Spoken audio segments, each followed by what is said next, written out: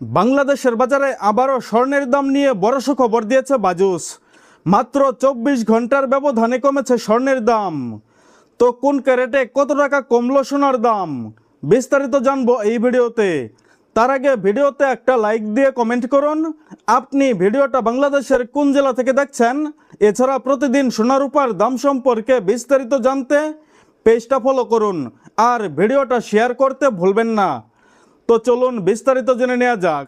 বাজুস নির্ধারিত নতুন বিজ্ঞপ্তি অনুযায়ী ভ্যাট সহ সনাতন পদ্ধতির স্বর্ণের দাম কমেছে 1458 টাকা। তাতে প্রতি ভরি স্বর্ণের দাম দাঁড়িয়েছে 1,51,690 টাকা।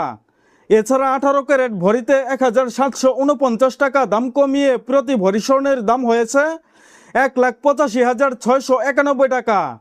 তাছাড়া 21 ক্যারেটে কমেছে 2,100 টাকা। তাতে প্রতি ভরি স্বর্ণের দাম দাঁড়িয়েছে 2,16,192 টাকা।